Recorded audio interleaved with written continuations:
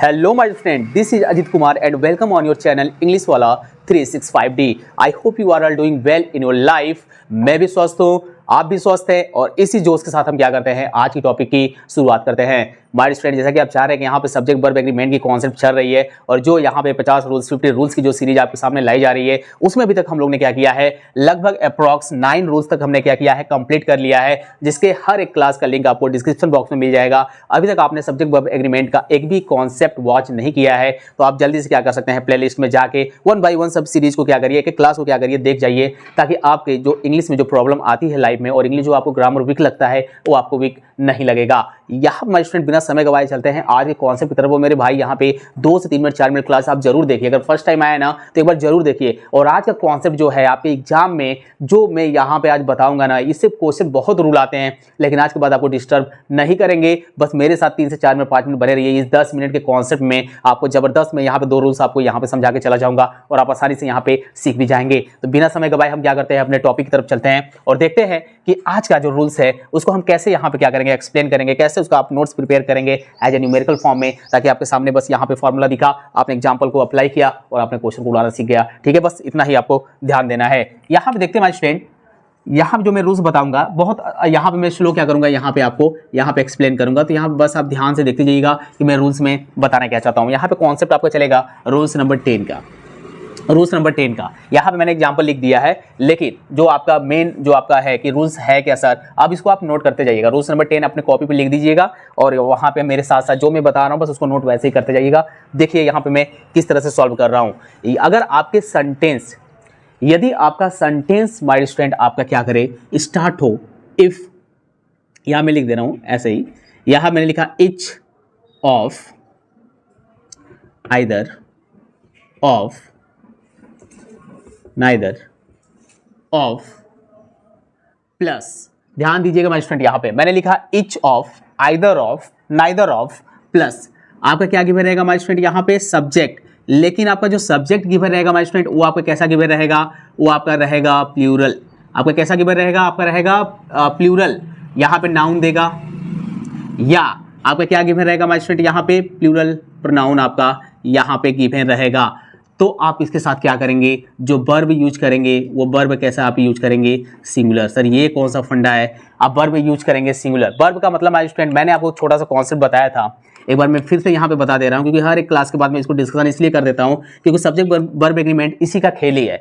खेल किसका किसका है, सब्जेक्ट का यहाँ पे खेल है और आपका किसका खेल है, वर्ब का खेल है, इसलिए इसका नाम है सब्जेक्ट वर्ब एग्रीमेंट। इन दोनों के बीच में एग्रीमेंट होना बहुत जरूरी है, तभी तो जाके आप इस टॉपिक को क्या करेंगे, अच्छे तरीके से समझ पाएंगे। जबकि सब्जेक्ट और वर्ब का एग्रीमेंट अगर आप नहीं करा पा रहे हैं सेंटेंस में, पूरा सेंटेंस ही आप रॉन्ग क्या करेंगे, अपने स्पीकिंग में भी यूज करेंगे तो गलती बोलेंगे, एरर फाइंड करने जाएंगे तभी गलती फाइंड करेंगे, तो ये जानना जरूरी है।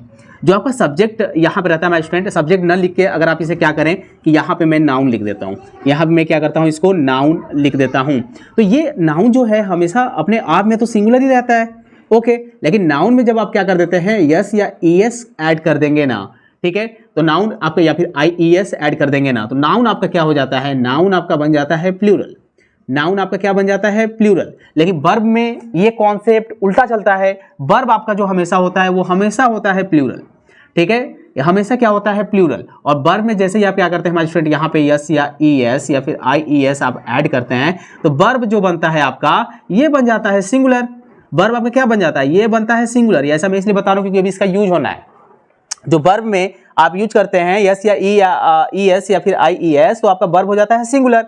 एक आपका जो वर्ब होता है माय स्टूडेंट वो आपका क्या होता है, वो आपका होता है हेल्पिंग वर्ब। वो आपका क्या होता है, हेल्पिंग वर्ब, जो आपने टेंस में क्या किया है उसको सीखा है। यानी कि प्लूरल सब्जेक्ट के साथ हम प्लूरल हेल्पिंग वर्ब लगाएंगे, सिंगुलर सब्जेक्ट रहेगा तो हम सिंगुलर हेल्पिंग वर्ब लगाएंगे। लेकिन यहाँ पे जो मैंने रूल्स बताया वो मैंने क्या बताया, इसको ध्यान से सुन लो मेरे भाई एक बार। यदि आपका सेंटेंस में इच ऑफ से आपका सेंटेंस स्टार्ट होगा, इच ऑफ दिया रहेगा, आइदर ऑफ दिया रहेगा, नाइदर ऑफ दिया रहेगा, प्लस आपके प्लूरल आपके प्रोनाउन देंगे या फिर प्लूरल आपका नाउन गिवन रहेगा सेंटेंस में, तो इनके साथ क्या करना है आपको प्लूरल हेल्पिंग वर्ब का यूज नहीं करना है। इसके साथ आपको क्या यूज करना है, सिंगुलर हेल्पिंग वर्ब का यूज करना है। बहुत उल्टा सा अटपटा सा रूल्स लग रहा होगा, लेकिन क्या करोगे, यही ग्रामर है और यही आपको सीखना है कि यार प्लूरल तो सेंटेंस में है, सब्जेक्ट हमारा प्लूरल है, लेकिन इसके साथ सिंगुलर हेल्पिंग वर्ब कैसे लग जा रहा है, क्यों लग जा रहा है, क्योंकि ये रूल्स कहता है कि यदि आपका सेंटेंस क्या होगा माय स्टूडेंट, यहाँ पे इच ऑफ से, आइदर ऑफ से, नाइदर ऑफ से, प्लस अगर आपका प्लूरल प्रोनाउन गिवन रहेगा या फिर आपका प्लूरल नाउन गिवन रहेगा, तो आप इसके बाद आप क्या करेंगे, सिंगुलर वर्ब का यूज करेंगे, प्लूरल वर्ब का यूज मत करना मेरे भाई। बस 3 ही चीज तो याद करना है यार, each of, either of, neither of, कहानी खत्म।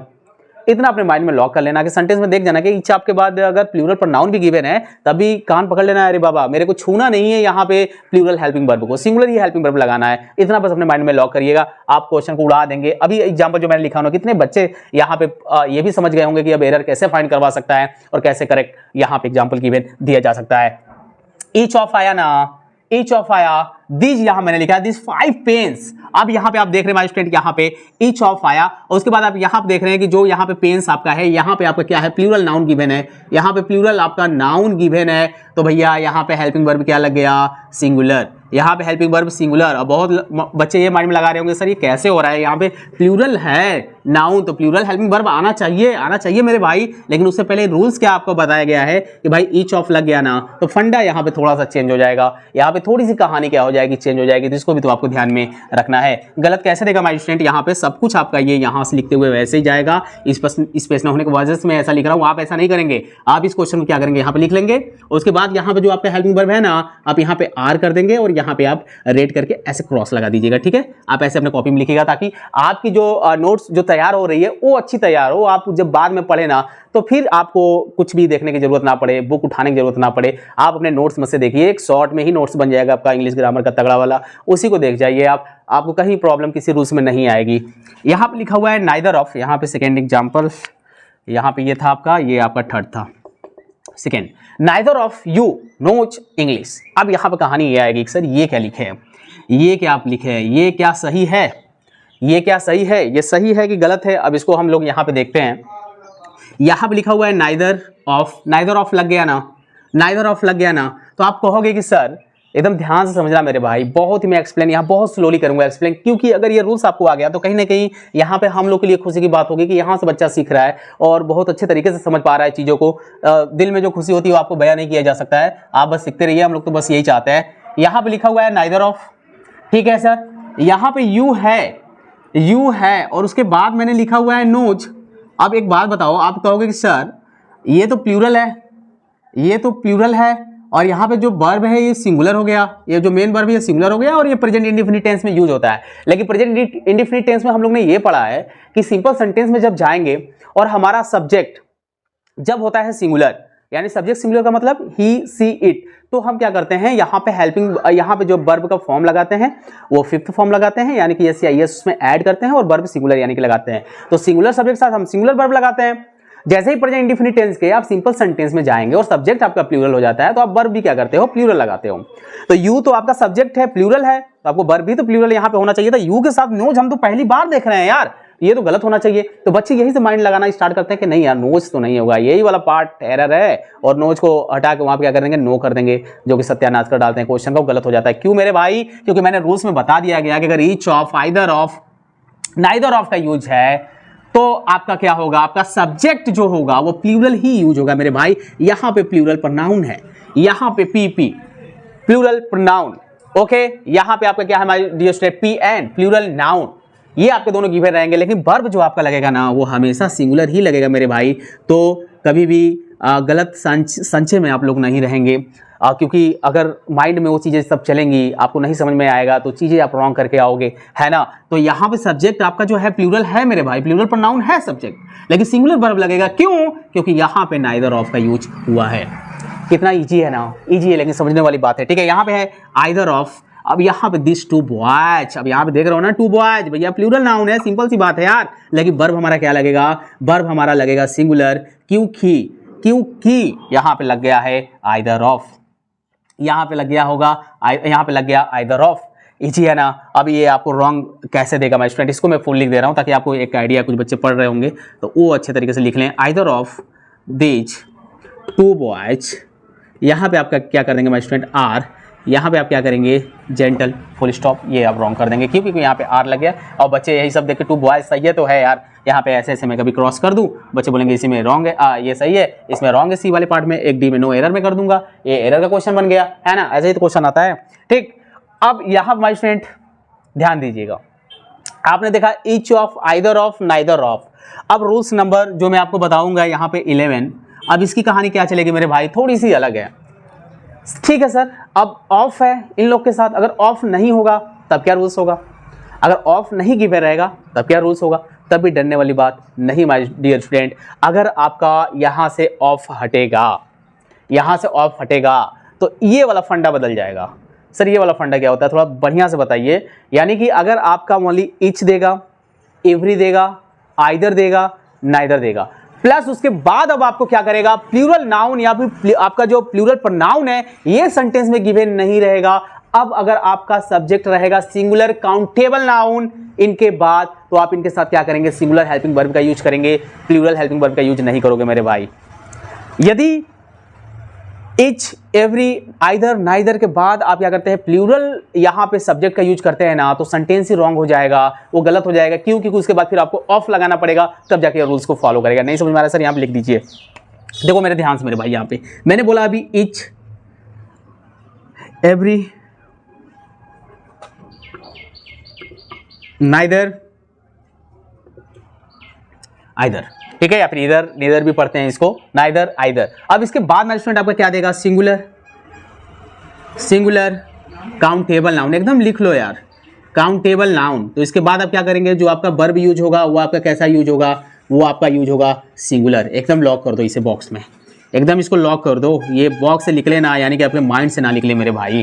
ठीक है, मैंने क्या बताया कि यदि आपका इच, एवरी, नाइदर, आइदर देगा, इसके साथ ऑफ का यूज नहीं होगा, तो इसके बाद जो आपका सब्जेक्ट यूज होगा, जो नाउन यूज होगा, वो आपका सिंगुलर काउंटेबल नाउन यूज होगा। सिंगुलर काउंटेबल नाउन का मतलब ये होता है माय स्टूडेंट, काउंटेबल, जिसको गिना जा सके। ठीक है, जिसको गिना जा सके वो आपका काउंटेबल नाउन होता है। तो यदि आपके इच और आइदर, नाइदर, एवरी के बाद अगर ऑफ का यूज नहीं है ना, और इसके बाद आपका subject singular countable noun given है ना, तो आप इस केस में हमेशा सिंगुलर हेल्पिंग वर्ब का यूज करेंगे।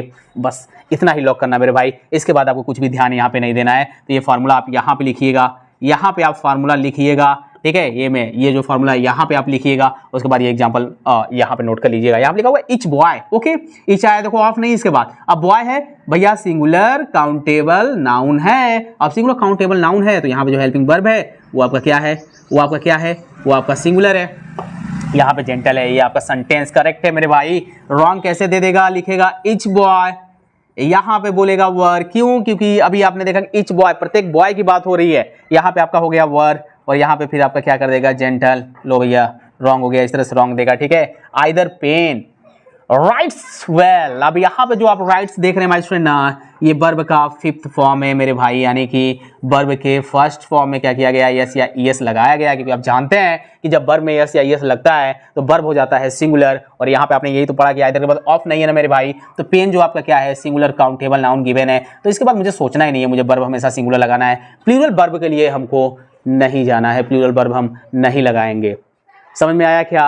अब ये आपके सामने ओवरऑल 2 रूल्स है। अब बता दो इसमें अगर कहीं प्रॉब्लम है तो आप अपना कमेंट बॉक्स में क्या करिए, जरूर वहाँ पे अपने क्वेश्चन को शेयर किया करिए, वो देखा जाएगा आपका यहाँ पे कमेंट, और क्वेश्चन आपका कोई भी है तो वहाँ पे डाला करिए, उसका सोल्यूशन आपको दिया जाएगा। अगर ये समझ में आ गया तब भी लिख दीजिए यस सर क्लियर हो गया। ठीक है, जरूर अपना फीडबैक बाद में दिया करिए क्लास के बाद, यस या नो करके, ताकि हम लोग को तो पता चले जो यहाँ पे समझा रहे हैं आ रहा है कि नहीं आ रहा है। ठीक है, ये भी चीज़ें बहुत मायने रखती है। अगर वास्तव में यहाँ पे लगता है आप लोगों की मेहनत कराई जा रही है, यहाँ पे सिखाया जा रहा है, कोई भी कॉन्सेप्ट नहीं छोड़ा जा रहा है, हर एक कॉन्सेप्ट को यहाँ पे धुआं कर दे रहे हैं हम लोग, तो फिर यहाँ पे तो आप लोग की बनती है कि ज़्यादा से ज़्यादा आपकी यूनिटी स्टूडेंट की होनी चाहिए आप लोग को आपस में, और कहीं ना कहीं ईडब्ल्यू को भी आगे करने की जो एक लक्ष्य होना चाहिए, आपके माइंड में चलना चाहिए कि यार यहाँ से हमें चीज़ें समझ में आ रही है, तो इसको आगे बढ़ाते हैं ताकि हम लोग के लिए और भी ऐसे बेस्ट कॉन्सेप्ट आपके सामने लाई जाए, ताकि बाद में और सारे टीचर आ सकें, अच्छे सब्जेक्ट के आपको अच्छे यहाँ पे नॉलेज प्रोवाइड कराएं। हम लोग की सपना यही है, और सभी के सभी लिख के पढ़ाएंगे, क्योंकि यहाँ पे डिजिटल बोर्ड नहीं लाई जाएगी। क्योंकि आपको पता है कि लिखा लिखाया यहाँ पे समझाना मतलब कि यही होता है कि भाई आप तुम आए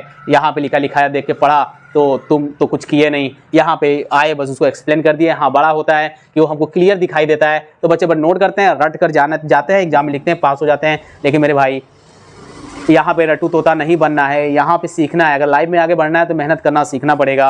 आपको अपने लाइफ में ऑनेस्टली चलना पड़ेगा, ऑनेस्टली पढ़ाई करनी पड़ेगी। ऑनेस्टली पढ़ाई का मतलब ये होता है कि यदि आपने ठाना हुआ है कि मुझे क्लास 10th में अपने माँ बाप का नाम रोशन करना है, मुझको 90+ % लानी है, 95% लानी है, तो उसके लिए 6 घंटे मुझे पढ़ना है, तो 6 घंटे आप ईमानदारी से पढ़िए। ईमानदारी से पढ़ने का मतलब ये है कि उस 6 घंटे में सिर्फ किताब लेके बैठिए मत। किताब लेके आप बैठोगे और बाकी 3 घंटे आप यहाँ पे क्या करोगे, स्क्रॉल करोगे रील्स को, वो देख लोगे, थोड़ा बहुत सॉन्ग सुनोगे और 3 ही घंटा पढ़ाई किए। इसको नहीं बोलते हैं ऑनेस्टी पढ़ाई, इसको नहीं बोलते हैं। ईमानदारी से पढ़ रहे हो तो 6 घंटे में अगर आपने 45 मिनट पढ़ा और 15 मिनट का भी रेस्ट लिया, तभी आप 4.5 घंटा 5 घंटा अगर डेली पढ़ रहे हो ना, तो इसको बोलते हैं आप ईमानदारी से पढ़ाई कर रहे हो। तब तो लाइफ में आगे बढ़ोगे। अगर आप अपने काम में कंजूसी करोगे या फिर कुछ भी थोड़ा बहुत कसर भी छोड़ दोगे तो दिक्कत हो जाएगी, क्योंकि पढ़ तो रहे हो, आप पढ़ तो रहे हो ना।